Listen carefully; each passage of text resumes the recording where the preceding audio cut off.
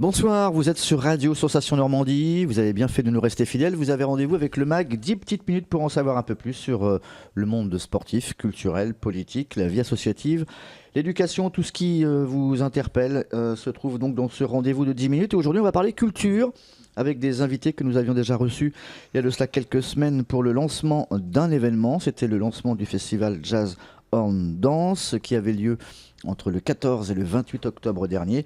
Il est l'heure maintenant de faire le bilan avec nos invités, le directeur du festival Loïc Lepage et Sébastien Lelièvre qui est son chargé de communication. Messieurs, bonsoir. Bonsoir. Bonsoir Dominique. Alors un festival qui vient de s'achever, ça fera à peu près 3-4 semaines, qui s'est tenu entre autres sur le département de l'Orne avec le soutien des villes partenaires, Mortagne, Argentan, l'Aigle et Alençon. Un premier bilan, Loïc Lepage, satisfaisant, et un bilan au niveau de la densité des spectateurs, un peu, la jauge a été un peu plus élevée. Écoutez, on peut déjà donner un chiffre de fréquentation. Vous avez déjà fait le bilan? Oui, de ça on frise les 1500 spectateurs dans l'ensemble des spectacles présentés dans le cadre du festival. Ce qui est bien. C'est pas mal.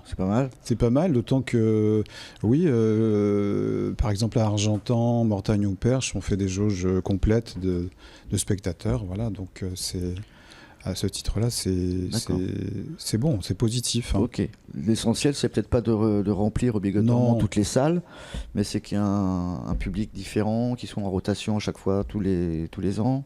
Ah, c'est ça, c'est que de toute façon, on n'est pas présent non plus dans toutes les villes de l'Orne déjà, et puis pas les mêmes non plus nécessairement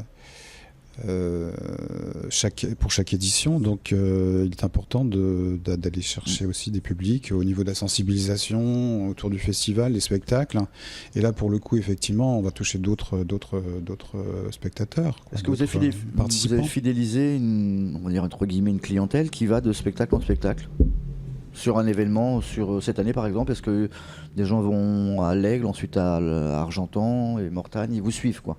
Sébastien? Oui, tout à fait. On a eu l'occasion de soit de croiser les gens ou d'avoir les informations simplement par le biais soit de la billetterie. On a remarqué que des gens venaient sur 2 voire 3 spectacles, soit découvrir uniquement les spectacles de danse jazz ou uniquement hip-hop. Et on a remarqué effectivement une circulation entre les villes des différents publics. D'accord. Le spectacle qui a été le plus marquant cette saison? Je dirais que c'est celui de Mortagne au Perche. Il n'y avait pas de tête d'affiche là?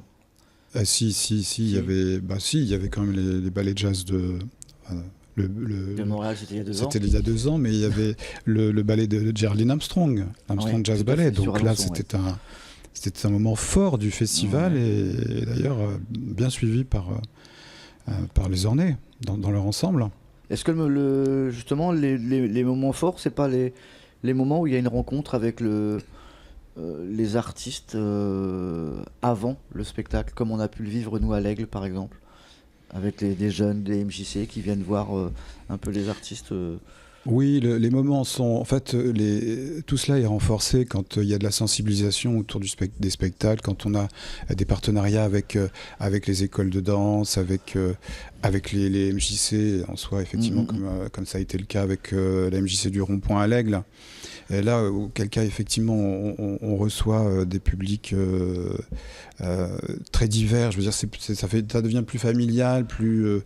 voilà, c'est un festival qui attire le monde, je dirais, dans son ensemble. C'est tout public, on va pas dire qu'on a un public ciblé uniquement danse, mais on a des publics qui viennent...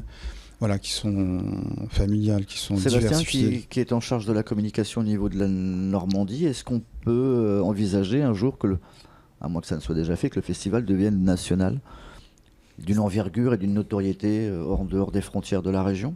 On y travaille en fait. L'idée justement c'est d'y aller aussi, on va dire tranquillement entre guillemets par strate, et de toucher aujourd'hui la région Normandie. Et de par les publics, on peut considérer qu'il y a une envergure nationale dans le sens où les publics viennent de l'extérieur de la région Normandie. Et puis après, alors, l'histoire de la notoriété, notamment par le biais des médias, ça se fera effectivement, alors autant en fonction de la programmation, mais que du rayonnement de la région et des différents médias qui vont commencer à s'y intéresser. D'accord. Déjà, il y a un phénomène positif, c'est la récurrence du festival. C'est-à-dire qu'aujourd'hui, en 2017, on peut considérer que le festival ayant lieu tous les ans, ça devient un vrai rendez-vous de la Qui est inscrit dans les saisons culturelles de certaines villes ou pas du Alors tout déjà inscrit dans les saisons culturelles des villes, inscrit dans l'inconscient aussi des publics qui s'attendent. Et là, cette année, on a encore eu le cas de gens qui nous ont parlé de 2018.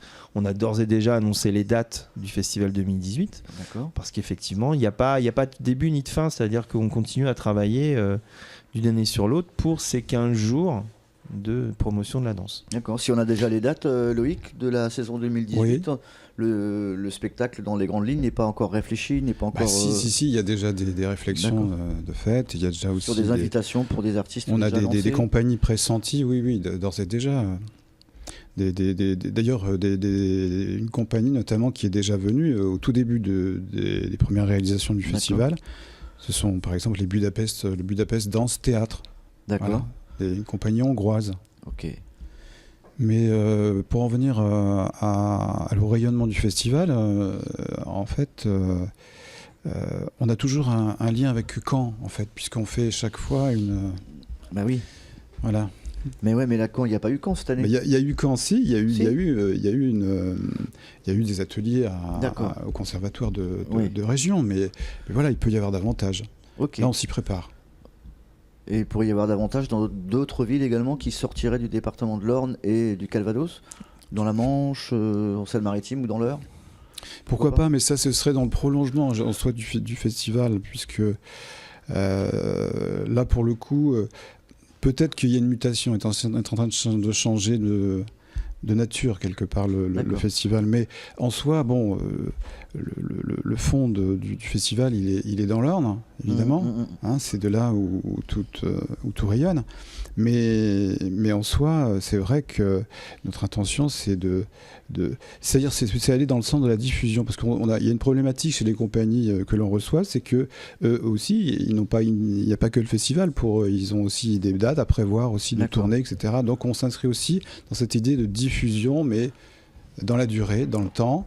Et pourquoi ne pas aider les compagnies à trouver d'autres dates, d'autres lieux, d'autres villes qui acceptent leur... D'accord, quand vous venez dans une ville, il faut que ça soit un projet un peu plus ambitieux, qui mette en relation les écoles de danse, des jeunes, etc.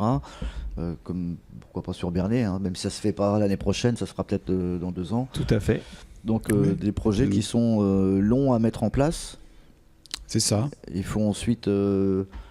Mais au sens soit plus on rayonne finalement au-delà du département de l'Orne, c'est-à-dire aux confins du département de l'Orne, plus on est amené à rencontrer aussi d'autres partenaires que sont d'autres villes, mais aussi il y a aussi les partenaires financiers aussi, il y a les mécènes, il y a les sponsors en fait du festival. Il y a aussi tout l'aspect de financement du festival qui est important. Donc on sait que des partenaires s'intéressent au festival, mais qui ne sont pas localisés nécessairement dans l'Orne. Depuis le début de la création en 2004, il y avait aussi ce rêve ou cette utopie, pourquoi pas, de créer une espèce d'académie de danse au niveau de la région, un projet de pôle de création régionale, etc. Ça, c'est pas quelque chose de facile à mettre sur pied. On en est où là ? Bah écoutez, ça prend forme. Le projet n'est toujours, comment dirais-je, proposé, présenté. On y travaille. Ça se développe. On va probablement peut-être réussir à faire ce que l'on appelle aujourd'hui un centre de développement chorégraphique en France. Bon, on va peut-être probablement y arriver. D'accord. On a les dates de 2018 ? Tout à fait. 2018, donc elles sont basées du 13 au 27 octobre. Est-ce qu'il y a... Ah, vous avez un 13 ? Samedi 13. Ah, c'est attends.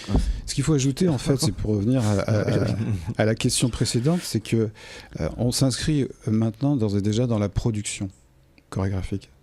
C'est-à-dire qu'on va enrichir notre programmation de festival prochainement avec des coproductions. C'est-à-dire qu'il y a un ou deux spectacles qui faudrait faire partie de la programmation de la prochaine édition et qui seront coproduits par la compagnie Arthur Plachart. D'accord. Loïc Lepage, Sébastien Lelièvre.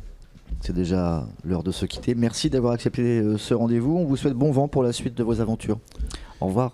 Au revoir, merci.